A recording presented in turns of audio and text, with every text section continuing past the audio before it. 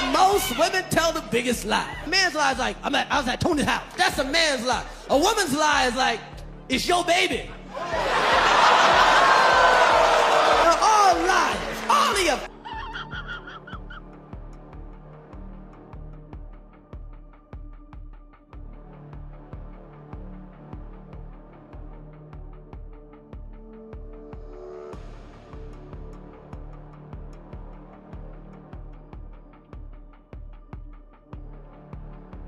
You're wondering if your boyfriend is a narcissist? Something my therapist taught me a long time ago is that if you guys are fighting and he says something kind of mean to you or yells at you or upsets you in some way and you start crying and he doesn't try to comfort you, we don't care. If you do. So in this clip, she says men who don't acknowledge her tears are narcissists. Yeah, because nothing says healthy communication like turning waterworks into a moral test you can't win. Here's the reality. Tears aren't always about sadness. Sometimes, they're strategy. And men know it. You can flip the entire power dynamic in seconds just by crying because now, if he doesn't cave, he's the monster. And this is where modern dating gets twisted. A guy could be respectful, loyal, and giving, but the moment he doesn't play the emotional puppet, he's labeled. It's guilt-tripping with a side of victimhood. The sad truth, in today's culture, feelings are currency, and if you don't spend yours the way they want, you're broke in their eyes. Drusilla telling my son to call the police because she been sitting here saying she about to pour this water on me, balling it. But as I come to the stove to fix my food, she reached for the water. So I grabbed the pot and then I grabbed for her hand to move her hand so she do not grab this pot to pour hot water on me. When I did that, she told her son to go call the police. And that's why he's sitting here saying now, she told him to call the police when he know that's not right. I have it all on camera. Because to move your hands so you don't pour hot water on me when I'm just coming to the stove trying to fix my food. There's no reason for you to pour hot water on me. I have all of this recorded. I touched her hand to move her hand so she do not grab this. I did not even touch her hard. I touched it very soft. So you don't pour hot water on me, Drusilla. When I walked into the stove to make my food, I didn't walk to the stove to touch Drusilla. I walked to the stove to make my food. And when I did, she went for the pot to pour hot water on me, as she has been saying for the last 20 minutes about why she is standing here. My kid's food is sitting there. She said that she are standing at the stove to pour the hot water on me. That's why it is boiling. That's why she is standing here at the stove. The food is done. There's no need for her to be standing here. But she did that for the water to boil, and when I started walking to the stove, she reached for it to try to pour it on me. So I grabbed this part of the pot, and then with my other hand, I slightly touched her hand to move it. And when I did that, she told her son, go call the police, and he did not. He just moved my little man out of the way. He just moved my little man out of the way and telling her mama to stop. And I have it all on camera. Goodbye. Playing victim. The second the camera turns on. Shocker, we've seen this movie 100 times and the ending never changes. What blows my mind is the Olympic-level gymnastics some people pull to defend their behavior. They'll twist the story, blame the other person, bring up anything except their own choices. And the second there's even a hint, just a hint of accountability, boom! Instant victim mode. It's like a survival instinct in modern dating culture. If I can't win on facts, I'll win on feelings. And sadly, it works. Because once someone plays the victim, logic leaves the room. The conversation stops being about what actually happened and starts being about how mean you were for pointing it out. At the end of the day, it's not about truth. It's about control. And the victim card, that's one of the most powerful plays in the modern dating playbook. To express aggression somehow unless you're willing to say that they're not aggressive. They tend not to do it physically. Not to the degree men do, so they use other channels. And what other channels are there other than physical aggression if you're going to be aggressive? Well, you go after people verbally. You go after them with innuendo and gossip and reputation destruction. And that's how it works. And just to be clear, that you think that's predominantly a female modus operandi? It isn't that I think that. Well, it's that the clinical literature indicates that. It isn't that I think it. Well, I'm not interviewing the clinical literature. I'm interviewing you. What do you think? Well, I'm a psychologist and a scientist, and I tend to base my opinions on what I've read in the broad, relevant clinical literature. I'm not making this stuff up.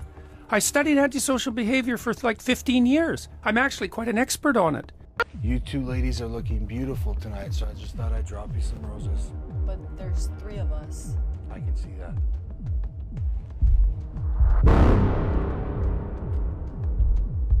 Don't worry, we'll share. What makes you think those are for you?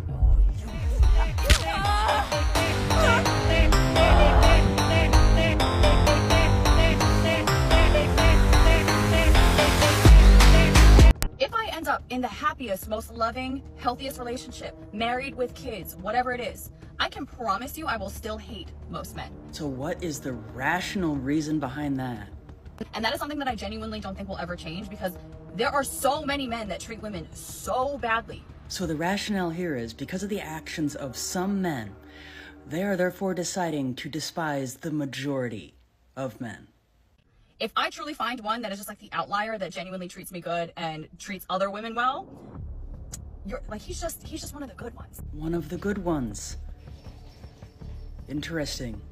That sounds like something else I've heard before. That's not going to change my outlook on the majority of men and the way that they go about their lives in society.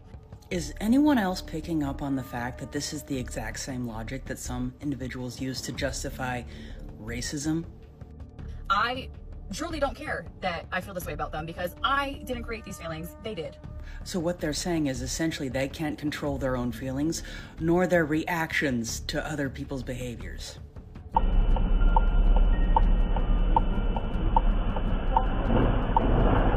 Oh, cara.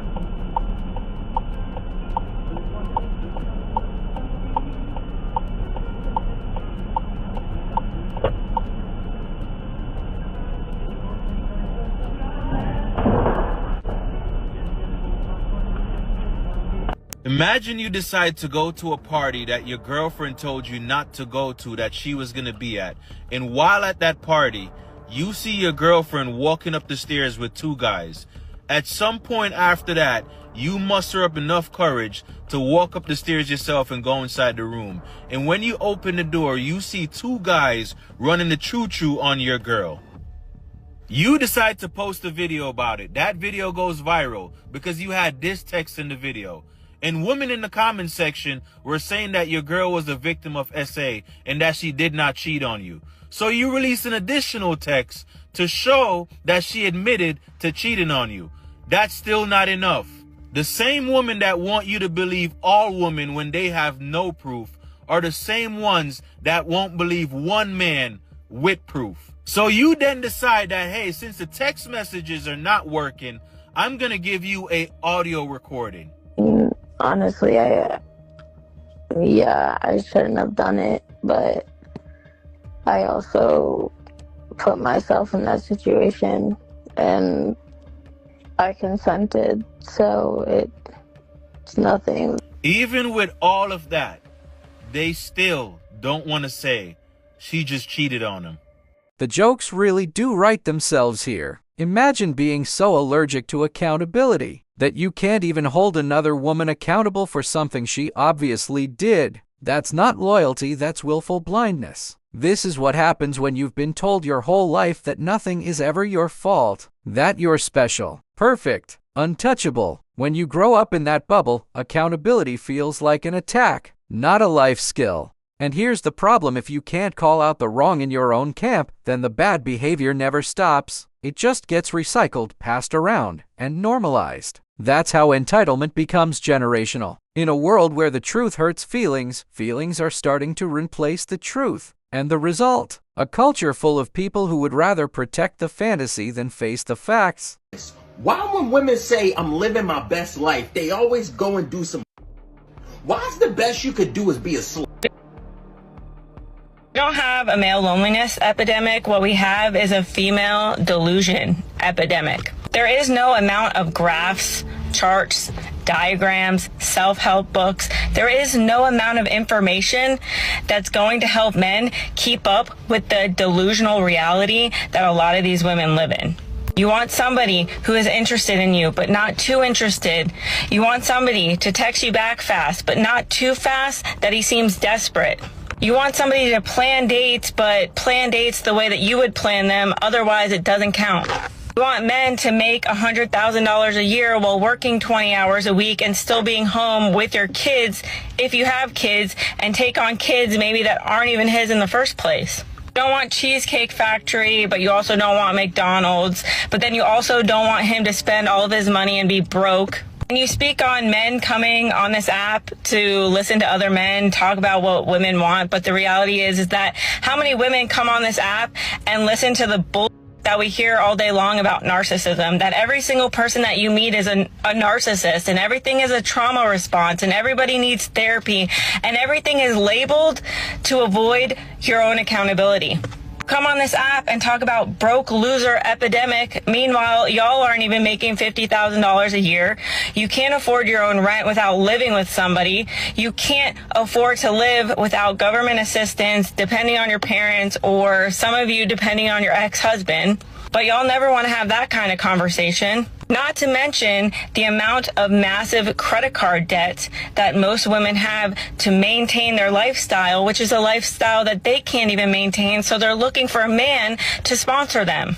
There is no diagram in the world that is going to help a man understand what you want because you don't even know what you want yourself. There is no book or diagram to help men understand your ever-changing emotions, and everything is based off of how you feel that day in that moment, whether you've eaten a sandwich, whether you drank your water, whether you've gotten enough sleep, whether you're eating correctly. All of these things add up, and even if that man reaches everything that you've ever asked for, the goalpost will always change. And let's be honest, men have already told you what they want. They want women who are in shape, who are respectful, which means they're not showing their butt cheeks on the internet, which most women don't do. More women are on OnlyFans than there are school teachers. They want women who want to have sex with them, and y'all are too busy out here making excuses like, oh, I have a headache, oh, I don't feel like it. And God forbid a man asked you to make him a sandwich, and now all of a sudden that's beneath you because he's not the prize. Again, based on what you've seen and what you've listened to on the internet from other women. Men have literally such a short list, and the majority of women can't even meet it. Not only that is they expect these men to turn around and be emotionally in tune, supposedly read their graphs and their, self-help books and learn to be emotionally in tune, but most of y'all won't even make a man a sandwich. Most of y'all won't even give up your validation on social media to have a healthy relationship, but y'all don't want to have that kind of conversation either. And most of y'all want them to show up with their wallets open when you're not even emotionally in tune yourself, when you're not putting out yourself, when you're not meeting any of his needs, but he's supposed to lead with his wallet and he's supposed to cater to you. Is that not a delusional world that women live in, and it's all wrapped up in narcissism and materialistic bullshit that you've been told on the internet, or is it different?